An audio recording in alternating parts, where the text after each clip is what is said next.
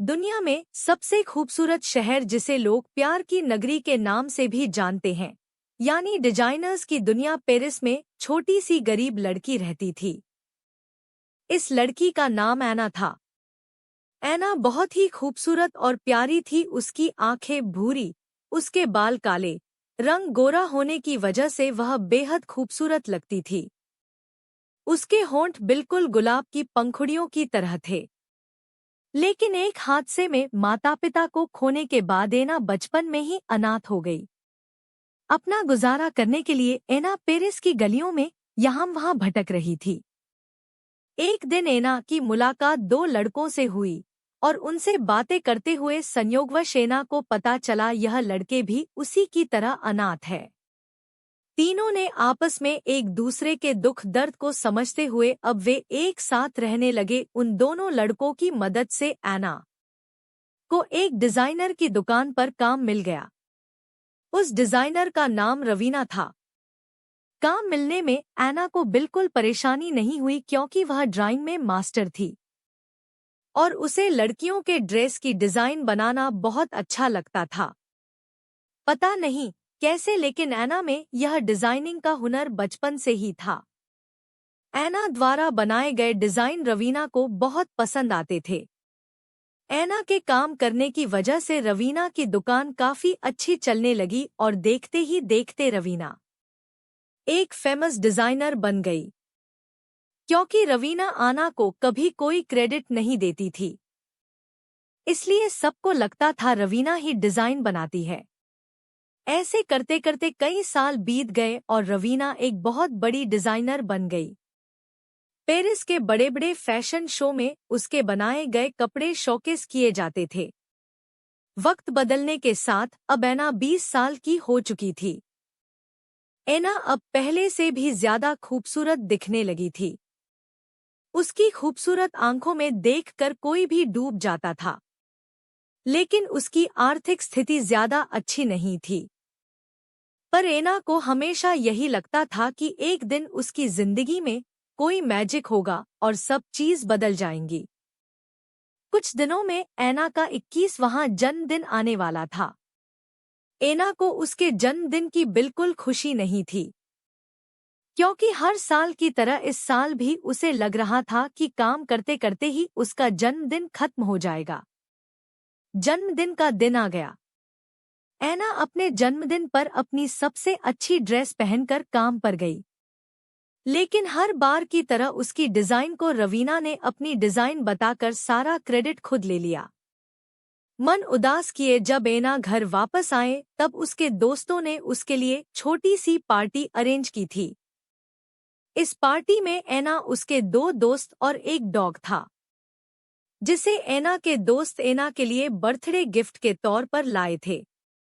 Dog को देखकर ऐना बहुत खुश हो गई। केक काटते समय ऐना ने विश किया कि उसकी जिंदगी अच्छी हो जाए।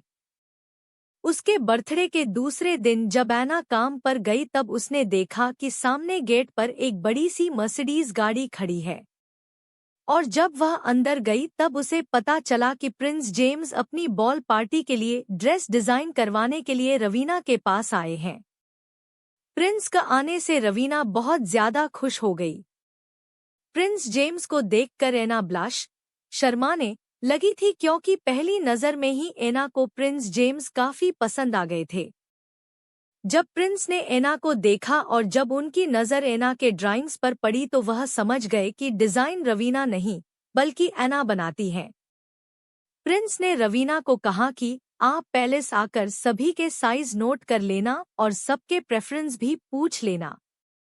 लेकिन रवीना बिजी होने की वजह से पैलेस नहीं जा पाई, जिसकी वजह से उसने अपनी असिस्टेंट ऐना को पैलेस भेज दिया। प्रिंस जेम्स का पैलेस बहुत ही बड़ा और शानदार था। जैसे ही ऐना ने पैलेस में कदम रखा तब उसकी आंखें पैलेस को निहारने लगी थी। जैसे जैसे वह आगे बढ़ रही थी पैलेस बड़ा और बड़ा दिखाई दे रहा था। पैलेस पहुंचने के बाद ऐना ने एक नौकर को बताया कि प्रिंस जेम्स ने उसे बुलाया है और वह ड्रेस की सजेशन और साइज लेने के लिए आई है। एना की बात सुनकर नौकर ने उससे कहा कि आप यहाँ इंतजार कीजिए, प्रिंस आते ही होंगे। कुछ देर इंतजार करने के बाद प्रिंस नीचे आए। प्रिंस ने एना को हेलो कहा और फिर सर्वेंट को सभी लोगों को बुलाने के लिए कहा। प्रिंस के बुलाने पर सभी लोग एक एक करके नीचे आ गए। एना ने सभी को अलग अलग तरह की डिजाइन दिखाई। सभी लोगों को डिजाइन्स काफी अच्छी लगी। डिजाइन पसंद करवाने के बाद एना ने सबकी बॉडी साइज ले ली और फिर आखिर में उसने प्रिंस की बॉडी की साइज ली। अपना काम पूरा करने के बाद जब एना वापस लौट रही थी, तब प्रिंस ने एना को लंच के लिए इनवाइट किया। लेकिन एना ने प्रिंस के इस प्रपोजल को मना कर दिया, क्योंकि वह जानती थी कि वह बहुत गरीब है और वह कुछ भी कर ले, प्रिंस और उसके बीच कभी कुछ नहीं हो सकता। इसीलिए वह हमेशा प्रिंस से दूर रहने की कोशिश करती थी। लेकिन प्रिंस को एना की सादगी बहुत अच्छी लगती थी। जेम्स बार बार एना की तरफ आकर्षित हो रहे थे। एक दो बार तो जेम्स ने एना से मिलने के लिए उसके शॉप पर भी चले गए। रवीना को भी सब कुछ समझ में आ रहा था। इसीलिए रवीना ने कई बार एना को इनडायरेक्टली समझाने की कोशिश की और कहा कि प्रिंस और तुम्हारे स्टेटस में बहुत डिफरेंस है, इसलिए तुम्हें उनसे दूर रहना चाहिए। रवीना यह भी नहीं चाहती थी कि एना की जिंदगी अच्छी हो जाए, क्योंकि अगर एना की जिंदगी अच्छी हो जाती है तो उसका शॉप बंद हो जाएगा, क्योंकि उसके लिए सारे डिजाइन एना ही बनाती थी। देखते ही देखते पार्टी के दिन नजदीक आने वाला था। एना ने डिजाइन तैयार करके उसे खूबसूरत ड्रेस में बदल दिया था। रॉयल फैमिली के सभी लोगों की ड्रेस बहुत ही खूबसूरत बनी थी और प्रिंस जेम्स का कोट भी बेहद खूबसूरत था।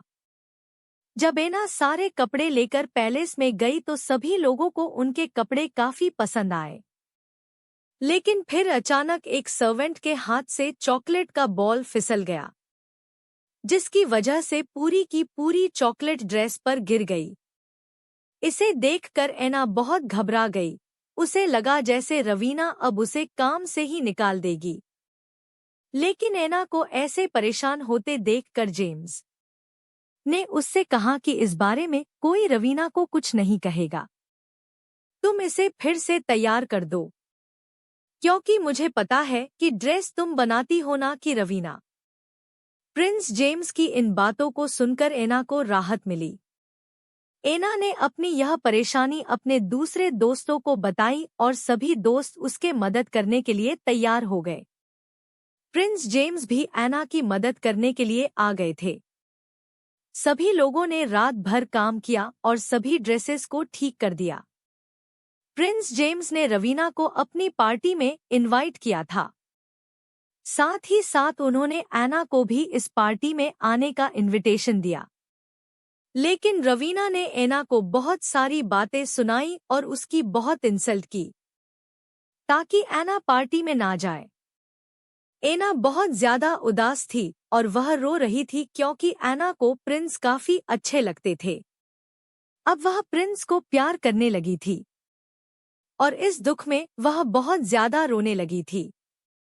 एना की इस हालत को देखकर उसके दोस्त और उसके डॉगी को बहुत बुरा लग रहा था, इसलिए उसके दोस्तों ने मिलकर एना के पुराने डिजाइन में से सबसे खूबसूरत डिजाइन को चुनकर उससे एना के लिए एक बहुत ही खूबसूरत ड्रेस तैयार की। ड्रेस तैयार करने के बाद एना के दोस्तों ने एना को पार्टी में जाने के लिए प्रोत्साहित किया। अपने दोस्तों को ऐसी कोशिश करते देख वो उन्हें मना नहीं कर पाई और एना अपने दोस्तों द्वारा तैयार किए गए ड्रेस को पहनकर पार्टी में चली गई। एना को पार्टी में देखकर रवीना बिल्कुल हैरान थी, क्योंकि पार्टी में आए हर एक इंसान की नज़र सिर्फ एना पर ही टिकी हुई थी। क्योंकि ब्लू कलर के गाउन में एना एक प्रिंसेस की तरह लग रही थी। उसे देखकर कोई नहीं कह सकता था कि वह एक गरीब फैमिली से बिलोंग करती है। पार्टी में एना को देखकर प्रिंस जेम्स बहुत ज्यादा खुश हो गए और फिर प्रिंस जेम्स ने एना को डांस करने के लिए पूछा।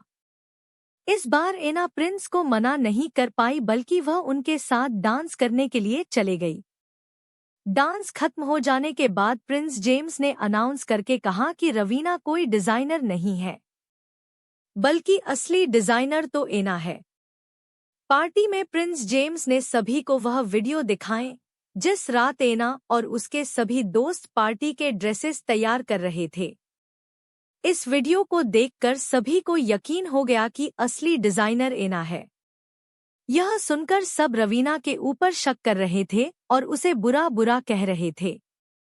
लोगों की बातों को सुनकर रवीना ने अपनी गलती स्वीकार की और सभी चीजों का क्रेडिट एना को दिया। पार्टी के बाद प्रिंस जेम्स ने एना को शादी के लिए प्रपोज किया। जेम्स ने एना को कहा कि तुमसे खूबसूरत लड़की मैंने कभी नहीं देखी है और तुम ही वह लड़की हो जो मुझे प्रिंस की तरह नहीं बल्कि एक नॉर्मल लड़की की तरह चाहती हो। प्लीज एना, प्लीज मुझसे शादी कर लो, मैं तुम्हारे बिना नहीं रह सकता। प्रिंस के प्रपोजल को सुनकर एना के आंखों में आंसू आ गए और एना ने रोते हुए अपना सिर हिलाकर कहा कि हाँ, मैं तुमसे शादी करने को तैयार हूँ, मैं भी तुमसे बहुत ज्यादा प्यार करती हूँ। जिसके बाद एना और जेम्स की शादी हो गई। उसके बाद दोनों हमेशा हमेशा के लिए साथ हो गए और एना पेरिस की बहुत बड़ी डिजाइनर बन गई। इस तरह सच्चे प्यार ने एना की पूरी जिंदगी ही बदल दी। प्यार में इतनी ताकत होती है कि वह हर मुसीबत को हराकर अपने प्यार को पा ही लेता है। इसलिए प्यार पर हमेशा यकीन रखिए, क्योंकि देर सवेर आपको आपका प्यार भी मिल जाएगा।